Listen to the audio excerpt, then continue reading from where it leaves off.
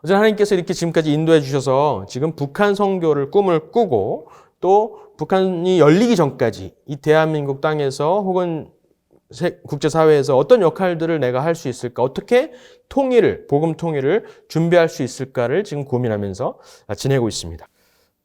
그래서 저는 이 세계에 일어나고 있는, 진행되고 있는 이 세계관 전쟁이랄까요? 정신의 싸움, 이 전투를 두 가지로 구분하자면 1776의 정신과 1789의 정신으로 구분이 되더라고요. 여러분 1776의 정신 하면은 뭔지 아시겠어요? 1789의 정신이라면 또 뭔지 아시겠어요? 저 그림에 약간의 힌트가 있는데요. 1776의 정신은 바로 미국의 독립을 말을 합니다. 7월 4일이 되면 미국에서 가장 큰 행사가 열리죠. 폭죽놀이하고 굉장히 큰 행사가 열리는데 그게 바로 1776년에 있었던 독립선언을 기념하는 것입니다. 그리고 1789년에는 프랑스 혁명이 시작된 해입니다. 이 두 혁명은 둘 다 자유를 원하는, 자유를 추구하는 혁명이었지만 정말 극명하게 갈리는 세계관을 나타내고 있습니다. 그 얘기를 하고 싶어요. 먼저 1776의 정신을 들어보면은 미국은 여러분 잘 아시다시피 1776년보다 한 150년 전에 1620년도에 메이플라워 호를 타고 청교도들이 미국에 건너온 것이죠. 이분들은 누군가요? 청교도들이 결국에는 필그림이라고 미국에서는 부르는데요. 종교의 자유, 예배할 자유를 찾아서 그 당시에는 성경을 스스로 읽을 자유도 없었습니다. 성경이 번역이 되었는데 Great Bible이라 그래서 번역이 되었는데 이것을 뭐라 그랬냐면 Chained Bible이라 그랬어요. 왜냐하면 강대상에 이게 묶여 있었거든요.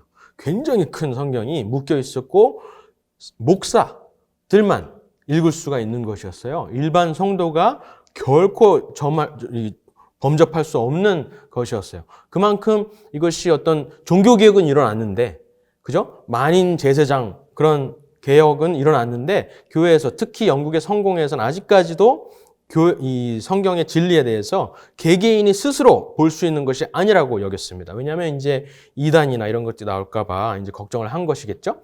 그렇지만은 청교도들은 그렇지 않다. 모든 사람에게 하나님을 알 수 있는, 그것을 주셨고 양심을 주셨고 성경을 통해서 모든 사람이 직접 하나님을 만날 수 있는 기회가 있다라고 생각을 했던 사람들이 바로 청교도들입니다. 그래서 일부는 네덜란드로 도망을 갔다가 일부는 스코틀랜드에 가서 프리처치를 세우고 일부는 다시 영국으로 돌아와서 영국의 성공회를 개혁하려고 노력을 하다가 순교당하기도 하고 나중에는 또 성공하기도 하고요. 명예혁명을 통해서. 그리고 또 일부는 미국으로 건너가서 아예 새로운 땅에서 새롭게 하나님의 정신, 이 기독교 가치관, 성경적 가치관에 입각한 정치체제와 세상을 한번 만들어 보겠다라고 해서 사람들이 바로 메이플라워호를 탄 100여 명 정도 되었는데 그분들이었어요.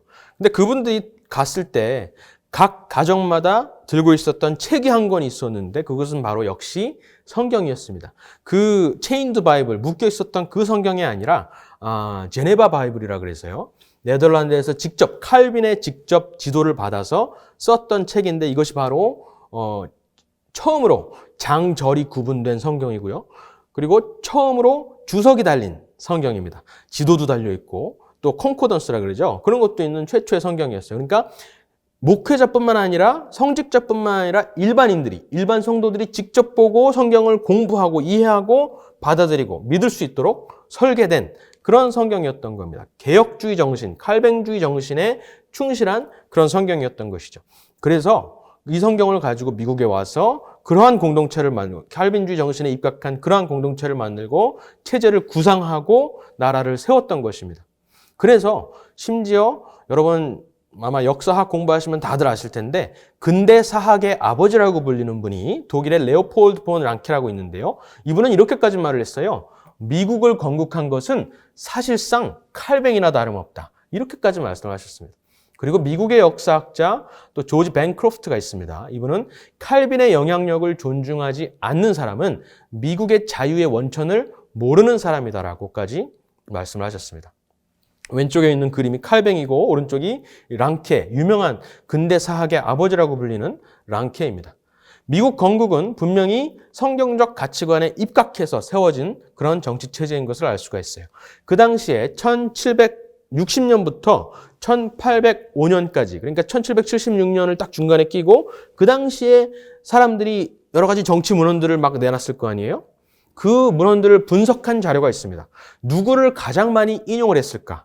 어떤 인물, 어떤 정치 철학자를 가장 많이 인용했을까 했을 때 보통 정치 철학 교과서에서 보면은 몽테스키웨, 여러분 아시죠? 프랑스의, 그리고 영국의 존 록, 그리고 블랙스톤, 이런 법 철학자들이 있어요. 그분들이, 이 세 분이 가장 많이 인용된 것이 사실이에요. 그런데 그분들보다 압도적인 수로 많이 인용된 것이 바로 성경인데요. 특히 모세와 바울, 모세오경과 바울 서신이 가장 많이 인용이 되었던 것을 발견할 수가 있었습니다. 특히 모세의 출애굽기와 신명기, 그리고 바울의 로마서와 또 베드로, 그런 것들이 가장 많이 인용이 되었던 것을 볼 수가 있었습니다. 그래서 존 아담스 2대 대통령이죠. 이분은 이렇게까지 말을 합니다. 성경은 가장 공화주의적인 책이다 라고 말을 합니다. 성경이 복음을, 너무나 하나님의 복음을 담고 있는 비밀의 그런 책이지만 또한 사람이 살아가기에 가장 적합한 공화주의적인 어떤 정치 체제도 담고 설명하고 있는 책이다라고 말씀을 하셨던 것이. 그리고 노아 웹스터라고, 여러분 웹스터 영어 사전이라고 들어보셨죠? 이분이 사실 웹스터가 국부 중에 한 명입니다. 미국의 건국의 아버지 중에 한 명인데 이분은 이렇게까지 말씀하셨어요. 성경은 공화주의 원칙들의 최고의 원천이고 근간이다. 그리고 기독교의 가치관을 버리거나 파괴하면 민주주의, 자유와 공화국의 기초가 흔들린다라고 말씀하셨습니다. 그러니까 결국 민주주의, 우리가 향유하고 있는 그 자유민주주의 체제는 사실상 이 성경적 가치관에 입각해서 미국인들이 만들었다는 것을 우리가 알 수가 있습니다. 아주 구체적인 사례가 있습니다. 여러분 미국에 가시면은, 미국에 가신 분들 많이 계시죠? 그 각 주마다 별명이 있어요. 예를 들어서 뉴욕 같은 경우에는 Empire State, 그죠? 델라웨어 같은 경우에는 First State, 뉴저지는 Garden State 이렇게 부릅니다. 그런데 코네티컷 주가 여러분 Constitution State, 즉 헌법주라는 별명을 가지고 있어요. 그래서 모든 차량 번호판에 보면은 코네티컷 주에 가면은 Constitution State라고 적혀 있습니다. 왜 헌법주일까라고 이제 제가 조사를 해보니까 너무나 신기하고 놀라운 그런 것들을 발견했어요. 이 커네티컷 주에 여러분 1620년에 메이플라워를 타고 청교도들이 도착했잖아요. 그리고 계속해서 청교도들이 들어왔습니다. 새로운 땅을 찾기 위해서, 새로운 정치를 세우기 위해서. 그런데 그 청교도 목사들 중에서도 조금 더 급진적인 생각을 했던 사람이 있습니다. 예를 들어서 모두에게, 여성과 성인 모두에게 참정권을 줘야 한다라는 그 당시로서는 생각할 수 없는 위험한 발언을 했던 목사가 있었어요. 그분이 바로 토마스 후커라는 목사님인데, 이분이 이제 그 당시 목사님들, 그 플리무스 매사추세츠에 있는 목사님들 사이에서 약간 불화가 생긴 거예요. 그거 너무 위험해. 그렇게 하다가 우리가 정말 원하는 기독교적인 그런 국가를 세우지 못할 수도 있어. 라고 걱정을 하는 사람들이 있어서 그분들이 토마스 후커를 내쫓아 버립니다. 토마스 후커, 당신은 그거는 그렇게 하시려면 당신의 성도들만 데리고 가서 다른 데서 해보세요 라고 말씀을 하십니다.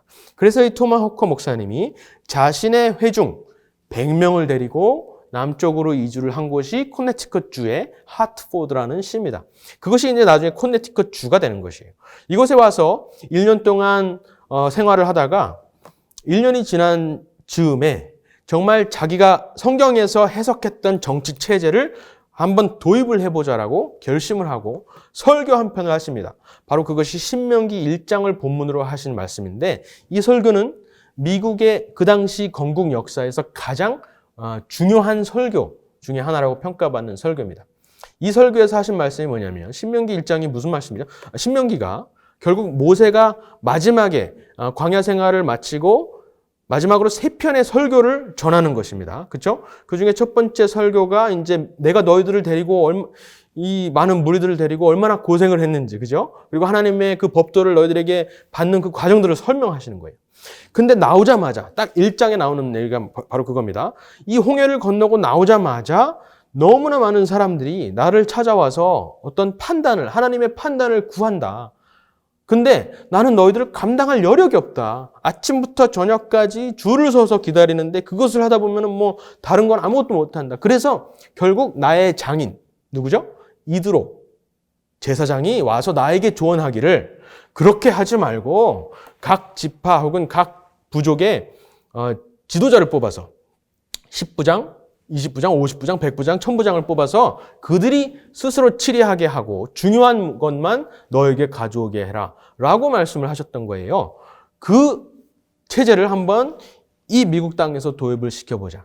내가 물론 여기에 목사고 지도자고 이지만 그것이 아니라 나에게 의존하지 말고 모세가 광야에서 그랬던 것처럼 하나님께서 선출하신 그리고 국민들이 직접 뽑은 그런 사람들이 한번 스스로 통치하는 그런 구상을 한번 해보자라고 해서 그것을 실천을 하십니다. 그래서 나온 문서가 뭐냐면은 Fundamental Orders of Connecticut라 그래서 커네티컷의 근본 질서라는 문서가 탄생을 합니다.